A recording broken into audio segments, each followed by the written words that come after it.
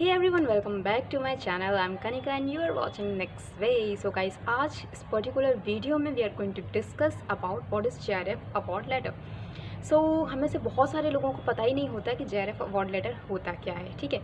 तो जैसे हमने नेट पास कर लिया, JRF पास कर लिया, लेकिन JRF award letter नाम की भी कोई चीज़ होती है।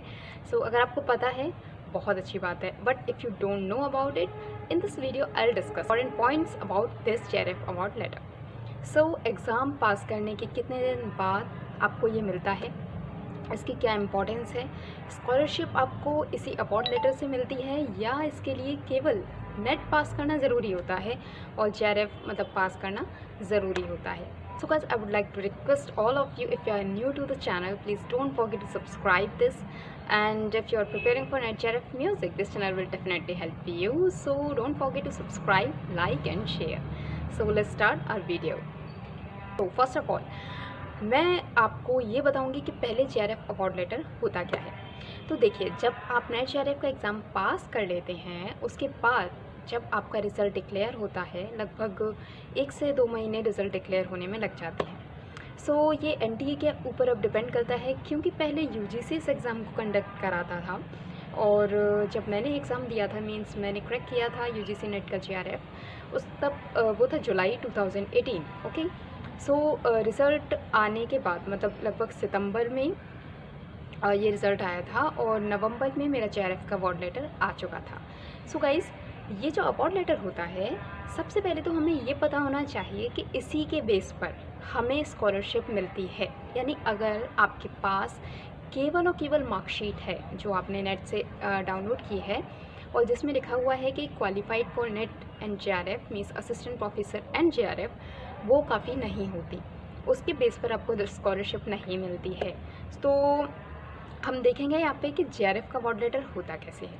So I am going to share my award letter with you, तो जिससे आपको पता चल सके कि अवार्ड लेटर जब आता है वो कैसा दिखता है। So this is my award letter, okay, you can see here. So यहाँ होता है आपका फ़ोटो। सो अभी एक्चुअली ये सेल्फ़ी कैमरा है, इसलिए हो सकता है आपको जो फ़ॉन्ट है वो फ्लिप होके दिखेगा, लेकिन इस जो ये अवार्ड लेटर है, इसमें देखिए यहाँ आपका ये फ़ोटो होता है और यहाँ आपकी सारी इन्फॉर्मेशन लिखी होती है। इसके अलावा आपके जो JRF अवार्ड लेटर होता है, उसमें यहाँ आपका ये पूरा एड्रेस होता है, ठीक है, यहाँ आपका ये पूरा एड्रेस लिखा होता है। आपके अवार्ड लेटर जब आपका जारी हुआ है, इशू हुआ है, उसकी यहाँ पे डेट लिखी होती है और जितने भी नॉर्म्स हैं कि आपको क्या क्या करना है और आपको कौन से डॉक्यूमेंट्स लगाने हैं, वो सब तो यहाँ पे नहीं लिखा होता, लेकिन स्पेशली यहाँ पे डेट मेंशन की होती है। तो देखिए, जैसे कि आप पहले जानते थे कि केवल 2 साल के लिए ये वैलिड होता है। 2 साल के अंदर अगर आप किसी PhD में एडमिशन नहीं लेते हैं, MPhil में एडमिशन नहीं लेते हैं, तो ये स्कॉलरशिप आपकी बिल्कुल वेस्ट हो जाती है। तो यहाँ अब ये जो अवार्ड लेटर आया है, इसमें क्योंकि टाइम पीरियड जो है वो बढ़ा दिया गया है, 2 साल से अब 3 साल कर दिया गया है। तो अगर आप 2 साल के अंदर एडमिशन नहीं ले पाए हैं तो अब चिंता की कोई भी बात नहीं है, बिकॉज़ आपके लिए टाइम बढ़ चुका है। आप 3 साल के अंदर PhD में या MPhil में एडमिशन ले सकते हैं और अपनी स्कॉलरशिप का लाभ उठा सकते हैं। तो यहाँ पे क्लियरली मेंशन किया होता है कि यहाँ पे नॉट लेटर देन 3 इयर्स, यानी आपको 3 साल का टाइम मिलता है। इसके अंदर आपको PhD आपको एडमिशन लेना होता है, MPhil में एडमिशन लेना होता है। और इसके साथ ही आपको अपना, यहाँ पे देखो क्लियरली मेंशन है, आपको अपना आधार कार्ड बैंक अकाउंट से आपका लिंक होना चाहिए, क्योंकि आपकी जो स्कॉलरशिप आती है वो डायरेक्टली बैंक के अकाउंट में ही आती है। दूसरी बात, आपको जैसे ही अवार्ड लेटर मिलता है, देखो मिलता कब है, जब आप एग्ज़ाम पास कर लोगे, रिज़ल्ट आ जाएगा, उसके लगभग 1 से 2 महीने के अंदर बाय पोस्ट आपके घर पर ये अवार्ड लेटर पहुंच जाता है। सो गाइज़, जैसे ही आपको ये आपका अवार्ड लेटर मिलता है, तो आप बिना अपना समय बर्बाद किए पहले इसे लैमिनेशन ज़रूर करवा लें। मैंने भी यहाँ पे देखो, यहाँ लैमिनेशन ये पूरा कराया हुआ है, बिकॉज़ ये इतना ज़्यादा इम्पॉर्टेंट होता है और एक्सट्रीमली इम्पॉर्टेंट डॉक्यूमेंट है। अगर इसको कुछ भी हो जाता है तो फिर भगवान मालिक है। सो इसलिए इसकी हिफाजत करना बहुत ज़रूरी है और जैसे ही आए आप इसे पहले लैमिनेशन करवा लो, ठीक है।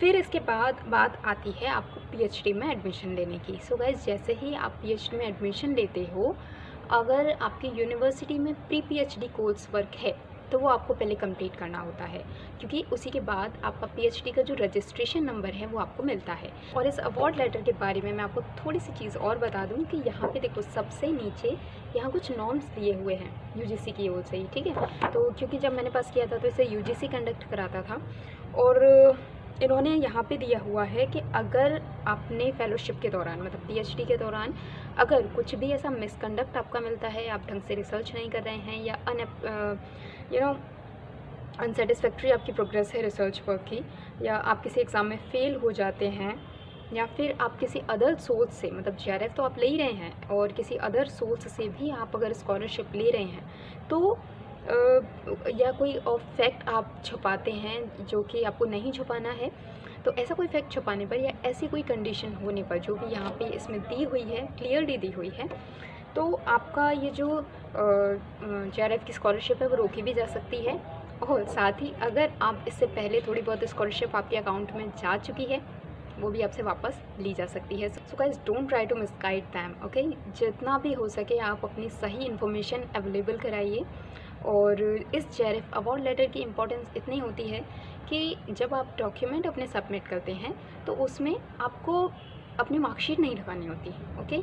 आपको नेट का ई सर्टिफिकेट लगाना है जो कि आपको साइट पर से डाउनलोड हो जाता है यूजीसी की साइट से, अगर आपने 2018 से जुलाई 2018 के लगभग एनटीए के इस फील्ड में आने के पहले अगर किया है, और अगर आपको उसके बाद है तो वो डायरेक्टली अभी साइट पे अवेलेबल है, तो वो ई सर्टिफिकेट आपको डाउनलोड करना होता है। इसके अलावा आपके इस जेआरएफ अवार्ड लेटर की कॉपी वहाँ पे लगती है। सो आप इस कंफ्यूजन में मत रहिए कि आपकी मार्कशीट से काम चल जाएगा, नो, मार्कशीट वहाँ पे काम नहीं आती है। जेआरएफ अवार्ड लेटर और ई सर्टिफिकेट आपको लगाना होता है।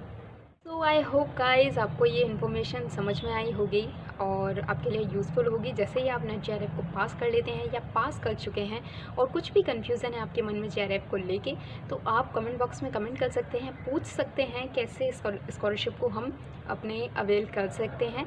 और अगर आपने अभी तक अपना फॉर्म सबमिट नहीं किया है अपनी यूनिवर्सिटी में तो प्लीज़ जल्दी कीजिए, फॉर्म को सबमिट कीजिए। और स्कॉलरशिप का जो ये प्रोसेस है, क्योंकि बहुत लंबा प्रोसेस होता है, तो इसे करने के लिए हमें एक लंबा समय लग जाता है, इसलिए जितना जल्दी हो सके हमें अपने सारे डॉक्यूमेंट सबमिट कर देने चाहिए। साथ ही अगर आपको इसका ई सर्टिफिकेट अपना डाउनलोड करना है जो कि बहुत ज़रूरी है लगाना, तो यहाँ पे साइट इसमें भी दी हुई है UGC www.ugcnetonline.in, इस पर जाकर आप अपना ई सर्टिफिकेट भी डाउनलोड कर सकते हैं, ठीक है। इसके साथ अवार्ड लेटर की कॉपी लगेगी और यूजीसी नेट की।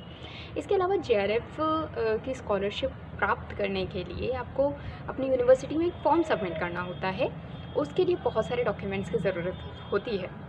और स्टार्टिंग में हमें बिल्कुल नहीं पता होता, अगर हमारे पास कोई गाइड नहीं है, कोई ऐसा कोई नोन पर्सन नहीं है जिसको कि आइडिया हो कि क्या क्या इन्फॉर्मेशन हमें चाहिए, तो हमें बहुत प्रॉब्लम होती है और लगभग हमें डॉक्यूमेंट कलेक्ट करने में ही बहुत समय लग जाता है।